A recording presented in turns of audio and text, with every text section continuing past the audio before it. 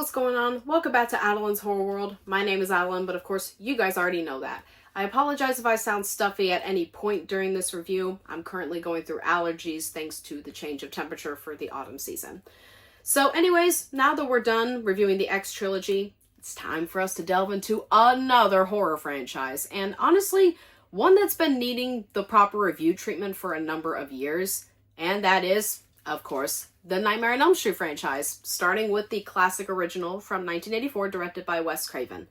So, without further ado, let's get started. So, A Nightmare on Elm Street stars Heather Langenkamp, John Saxon, Amanda Wyss, Garcia, Ronee Blakley, Robert Englund as Freddy Krueger, and is written and directed by the late Wes Craven. It is also produced by Robert Shea, the founder of New Line Cinema, who was the sole reason that this film spawned a 9-movie franchise, and that was only due to him offering a different ending than Wes Craven originally intended, but of course, we'll get to that later. In the small town of Springwood, Ohio, a group of friends find themselves being targets of a deceased child murderer named Freddy Krueger, who haunts them in their nightmares. As the teens, particularly Nancy Thompson, begin to investigate what could potentially be the motivation behind these attacks and nightmares, she comes across a past secret that her family was involved with when it comes to Krueger. With this information, she has to desperately find a way to bring an end to Freddy's reign of terror in order to save her friends. But it is only a matter of time before she will be forced to succumb to the need to sleep, and she may never be able to wake up. So by the time 1984 came around, Wes Craven was an up-and-coming director, having been known for films such as 1972's The Last House on the Left and 1977's The Hills Have Eyes. At that point, he was still known for small-scale horror and would continue to be known for that for the rest of his career moving forward, with a few exceptions here and there. Some elements from this first film actually come from real-life scenarios that happened in Craven's life, as well as actual stories that he had read in newspapers. Particularly, the nightmare concept stemmed from stories of refugees that had fled to the US in order to escape the genocides that were happening in countries such as Laos, Cambodia, and Vietnam. They were said to have suffered horrific and vivid nightmares because of the trauma they endured, and most of them actually died in their sleep not long afterwards, with it being ruled out as sudden unexplained death syndrome. Freddy Krueger himself was inspired by an event from Craven's childhood where he looked out of his window one night to see an elderly man walking on the sidewalk and wearing a trench coat. Allegedly, the man stopped, turned, stared at Craven through the window before walking away, which really frightened him. The trench coat would actually be used as inspiration for the design of Freddy in Wes Craven's New Nightmare. When it came to the writing process of this film, Craven submitted it to multiple studios, including Universal Studios, who reportedly rejected it due to the executives not receiving an enthusiastic enough response, and Disney? Wait. A Nightmare on Elm Street was submitted to Disney? I don't even want to imagine how that would have gone. Finally, however, New Line Cinema accepted the script and greenlit the production despite the distribution deal for the film falling through after 2 weeks, which meant that the cast and crew could not be paid for some time. Because of them taking on the project, A Nightmare on Elm Street would go on to be their first commercial success, and New Line Cinema has since been nicknamed the house that Freddy built. Filming lasted for 32 days in the summer of 1984 and was filmed primarily in Los Angeles, California, despite this one and the sequels clearly stating that they take place in Ohio. Look at the damn palm trees. Unsurprisingly, the bane of my existence, the MPAA, were not very happy with the gore presented throughout and said that it was required that the film get 2 cuts in order to receive an R rating for worldwide release. For example, there is approximately 12 frames of blood that had to be cut out during Tina's death scene, or else the film would get an X rating. Finally, A Nightmare on Elm Street was released on November the 9th of 1984 and received worldwide acclaim, with many deeming it one of the greatest horror films ever made, and it's often considered the best film of Craven's entire filmography.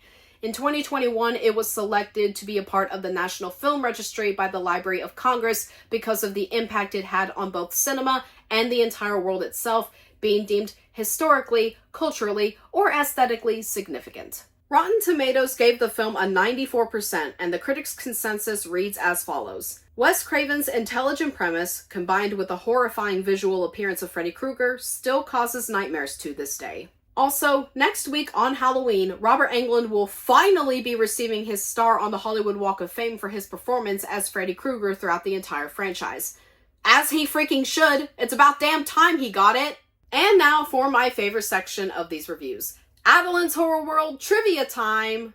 Did you know that the moment when Glenn is killed in his bed was almost disastrous to film? The room they used to film the scene in was the same rotating room they used for Tina's death scene, but the room was turned in the complete wrong direction while filming, causing the fake blood to flow out of the door and towards the lights and equipment being used. Fortunately, while the power went out as a result, nobody was injured. Regardless, it actually makes his death more iconic with the weirdness of the blood flowing on the ceiling. Did you also know that the scene where Marge reveals to Nancy who Freddy truly was and what happened to him was originally meant to be extended? She was originally supposed to say that Freddy did not die immediately when the parents burned him alive. Instead, he would have stormed out of the boiler room, swearing revenge on said parents before Marge shot and killed him.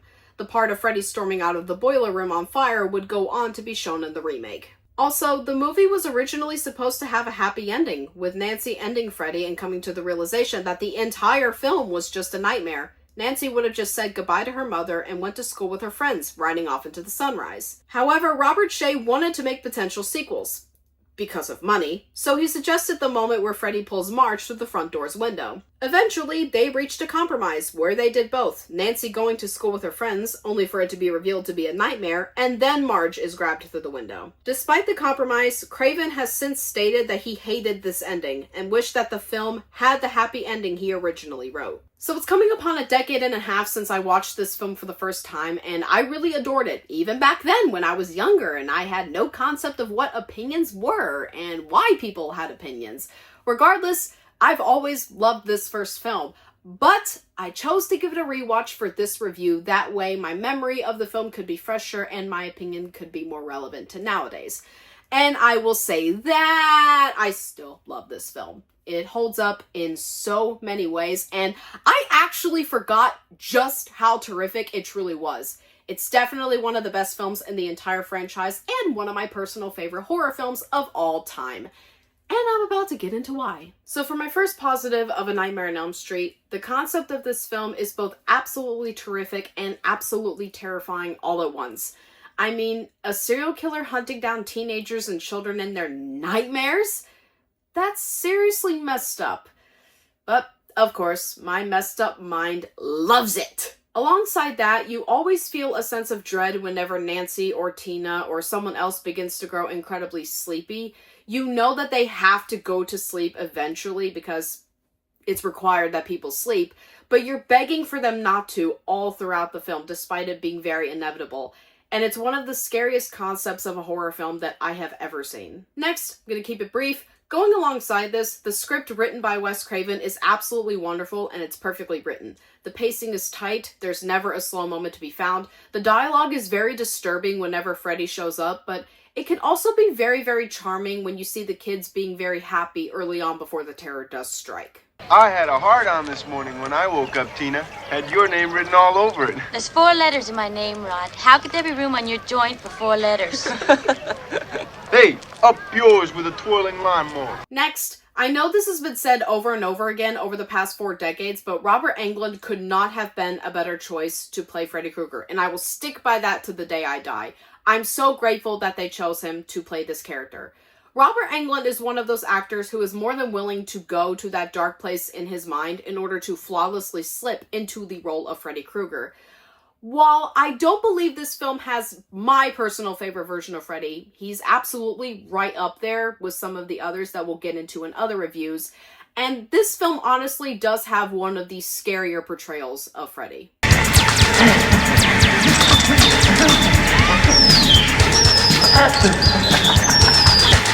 Come to Freddy. You think you was gonna get away from me? Next, all of the characters in this film are some of the most likable that I have ever seen in a horror film. That was one of Wes Craven's strongest elements of his films, the characters.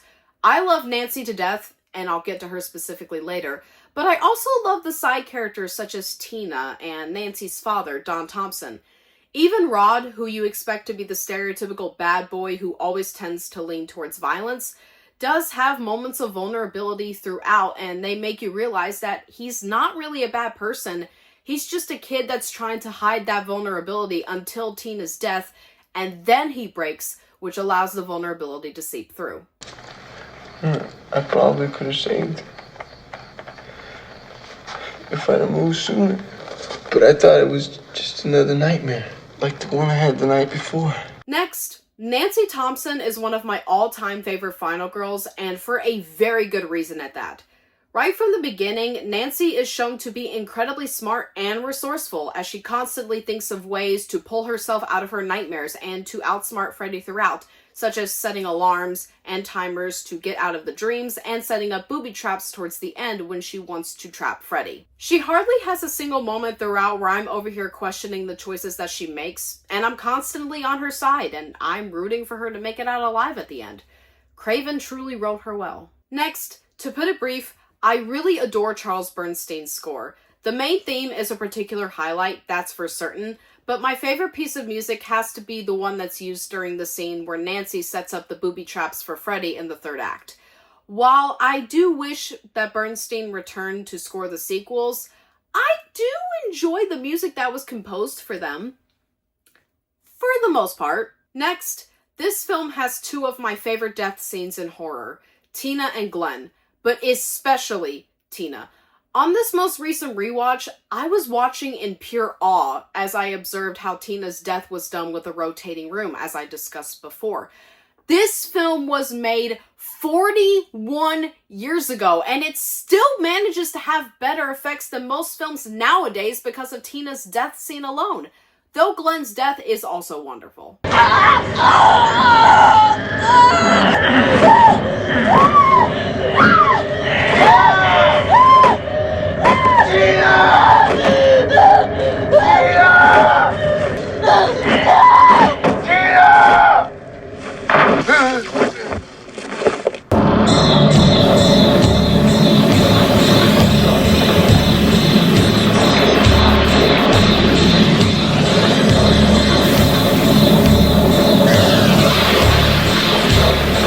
Next, another brief one, but John Saxon is always a highlight in any film that I watch of his, and he's still sorely missed to this day. Despite the fact that he's not in this film too much and he's more of a side character, I still really enjoy his performance as Nancy's father all throughout. May he rest in peace. Next, this is perhaps my biggest positive of the film by far. The transitions to the nightmare sequences are done the best in this film, more than any other installment, and that is due to one key factor: subtlety. Craven manages to fool you on multiple occasions when the nightmares begin, as you're not really sure if Nancy is actually asleep or if she's still awake and witnessing this for real.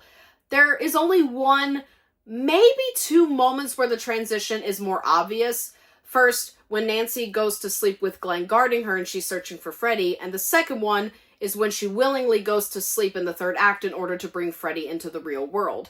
And I personally feel that this was done on purpose, so well done, Wyss. Finally, for the low budget this film had, which was only $1.1 million, it looks absolutely breathtaking throughout. The cinematography is more simplistic, but there are definitely wonderful shots sprinkled throughout. My favorite of which is the brief shot of Freddy's glove being in the corner of the screen to where you almost can't see it until he moves it out of frame and Nancy notices. So, no mixed elements to be found, straight to the negatives, of which I have two.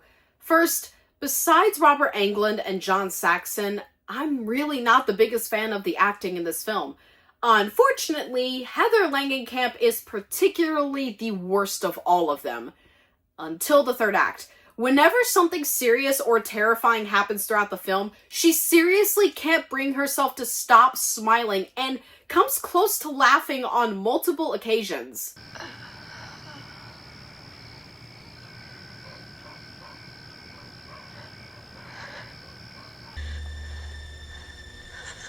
Heather! Stop smiling or laughing. It's not part of the take. Learn how to act. To this day, I still don't understand why Wyss chose to go with those takes for the final edit of the film. However, by the time the third act arrives, Heather really steps it up and gives a really good performance, so I don't understand what was with the first two acts. Finally, to this day, even after so many rewatches, I'm still not a fan of the ending at all. I'm perfectly fine with there being sequels to this film. I am. But I actually kind of wanted to see the entire happy ending with the ambiguity instead of the one last scare tactic. And then with the second film, we could actually see Freddy returning instead of it just being like, oh yeah, he's alive. Alright then. Also, I just wanted to see my girl Heather get her happy ending after the hell she was put throughout this film. I'm never going to forgive Robert Shea for changing that. So overall, guys, Wes Craven's A Nightmare on Elm Street is still one of the most important horror films of all time, and it's still talked about to this day. Most people's rankings either have this one as their number 1 or at least in their top 3. It's definitely in my top 3, that's for sure. Is it my favorite, though? I guess I'll have to see when I rewatch the sequels. Despite the 2 negatives that I stated earlier, I adore this film, and I will never stop talking about it. I highly recommend it to those who are just getting into the horror genre for the very first time, as it kind of is a required viewing for anyone in that regard. Wes absolutely deserved the fame and recognition that he got due to the success of this film, and he is a filmmaker that I will always admire. May he absolutely rest in peace. He will forever be missed by all of us. I'm going to give A Nightmare on Elm Street an A. So, what do you guys think of A Nightmare on Elm Street? Do you like this movie? Do you hate this movie? Do you love this movie? Or is it just in the middle for you? Let me know, we could discuss it in the comments below. Also, go ahead and let me know if this one is your favorite of the franchise or if you prefer any of the sequels. Knowing most of my audience, I'll guess that you guys prefer a sequel or two. So anyways, be looking forward to my next review next Saturday, where I will be discussing the very interesting second film, Freddy's Revenge, as well as the rest of the entire franchise. Except Freddy vs. Jason. I've reviewed that film too many times to count, and I'm honestly sick to death of discussing that film. If you are new to the channel, be sure to hit the like button, click subscribe, and switch your notification settings to all. That way you can be notified for all future videos and content on the channel. So anyways, guys, I guess that's pretty much it. So anyways, I'm Adeline. This is Adeline's Horror World. Of course, you guys already know that. I love all you guys to death. And until next time,